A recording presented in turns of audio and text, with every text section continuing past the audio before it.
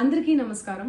నిన్న ఏదైతే నా బర్త్డే పార్టీ జరిగిందో ఒక చిన్న ఇంట్లో పార్టీ లాగా ఒక ఫ్యామిలీ ఫంక్షన్ లాగా జరుపుకోవాలన్న ఒక ఉద్దేశంతో ఆ రిసార్ట్లో మా అమ్మా నాన్నల కోరిక మేరకు మా అమ్మా నాన్నలతో కలిసి మా ఫ్యామిలీ మెంబర్స్తో కలిసి నేను జరుపుకోవడం జరిగింది.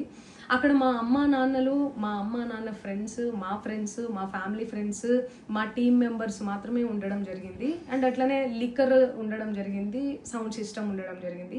సో సౌండ్ సిస్టమ్కి లిక్కర్కి పర్మిషన్ తీసుకోవాలని చెప్పి నాకు అస్సలు అవగాహన లేదు, ఐడియా కూడా లేదు. అది అనుకోకుండా సడన్గా ప్లాన్ చేసుకొని వెళ్ళిపోవడం జరిగింది అక్కడ.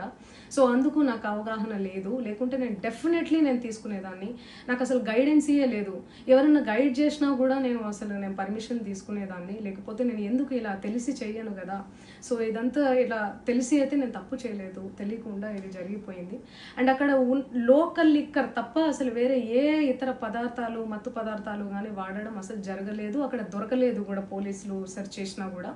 అండ్ అక్కడ ఎవరికైతే పాజిటివ్ వచ్చింది అని చెప్పి పోలీసులు చెప్తున్నారో ఆయన ఎక్కడో ఒక చోట తీసుకున్నాడు, ఎప్పుడో తీసుకున్నాడు అని చెప్పి తేలిందని చెప్పి పోలీసులే చెప్పారు.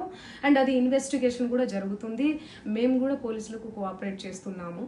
అండ్ నేను ఎందుకు ఇలా చేస్తాను, అసలు నాకు తెలిసి ఎందుకు చేస్తాను, మా అమ్మా నాన్నలతో దట్టు మా అమ్మా నాన్నలు పెట్టుకొని ఇలాంటివి నేను ఎంకరేజ్ చేస్తానా, ఇలాంటివి చెప్పండి.